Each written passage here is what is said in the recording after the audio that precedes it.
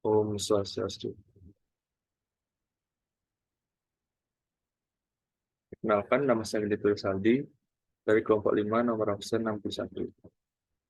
Pada kesempatan kali ini, saya akan menjelaskan mengenai topik esai ilmiah saya yang berjudul Pentingnya Kesesuaian Nutrisi Seimbang terhadap Gejala Komplikasi Vaksin HIV/AIDS di Indonesia.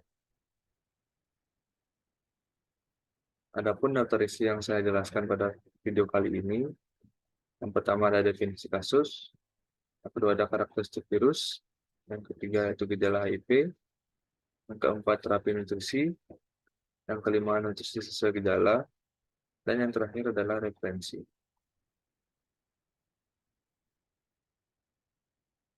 Yang pertama yaitu definisi kasus. Berdasarkan data Kemenkes tahun 2021, di Indonesia didapatkan 7.650 kasus HIV dari 810.846 orang yang dites. Jumlah ini sangatlah banyak, mengingat usia produktif di Indonesia, yaitu kebanyakan remaja, dan remaja saat ini sangat terancam terkena kasus HIV. Hal ini dikarenakan perkembangan zaman modern yang sangat signifikan, terutama dalam kehidupan bebas. Sehingga remaja di usia 18-22 tahun sekarang sudah cukup banyak yang terkena kasus HIV.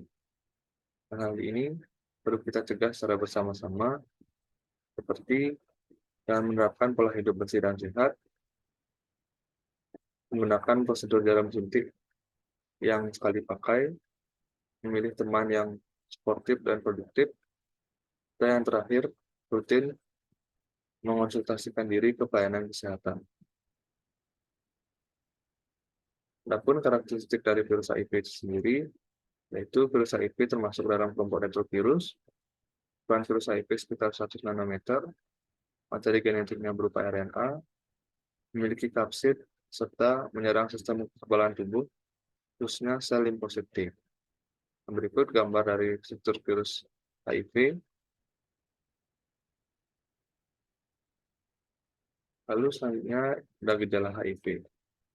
Apabila seseorang sudah terjangkit virus HIV, biasanya dia akan mengalami beberapa gejala yang bisa berbarengan ataupun satu persatu. Yang pertama ada kesulitan menelan, yang kedua ada sering sariawan, yang ketiga ada sakit kepala yang berkepanjangan, yang keempat yaitu tubuh sering lemas, dan yang terakhir yaitu berat badan yang menurun drastis dari waktu ke waktu.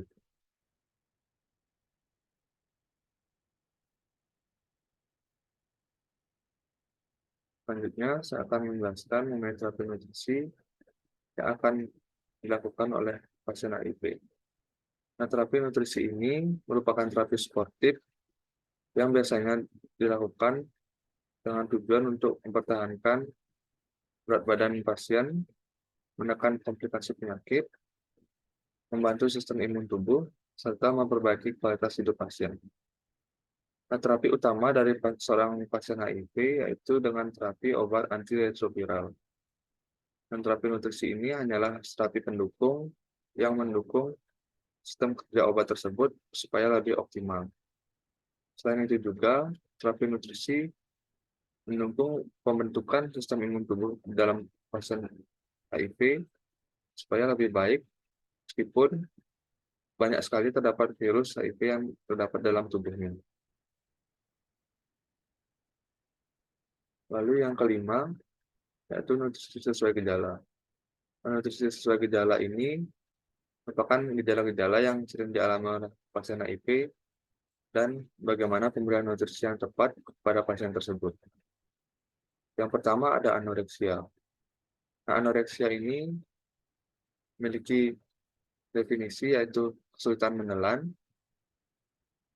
dan pasien HIV yang mengalami riwayat anoreksia bisa diberikan makanan yang kecil sehingga dia bisa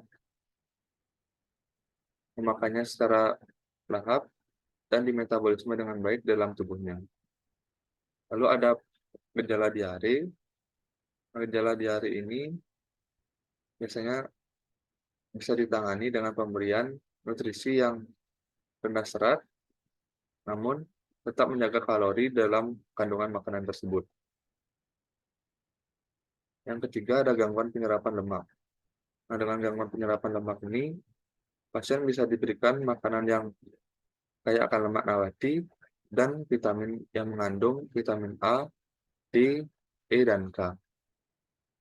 Lalu yang terakhir, untuk meningkatkan berat badan, pasien HIV perlu diberikan makanan yang kaya akan kalori dan protein, seperti dari nasi, jagung, roti, kentang, dan proteinnya bisa didapatkan dari daging merah seperti daging sapi, daging ikan, dan daging ayam.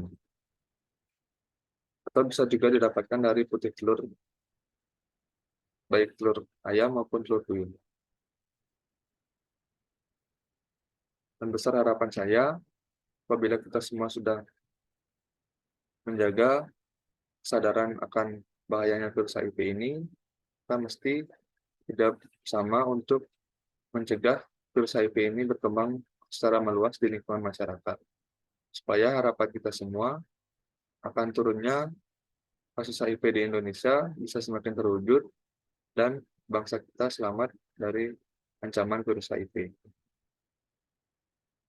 Nah, berikut referensi yang saya gunakan untuk presentasi kali ini. Akhir kata, saya mohon maaf apabila ada kata-kata yang kurang berkenan, dan di akhir saya tutup dengan para Santi. Om Santi, Santi, Santi. Terima kasih.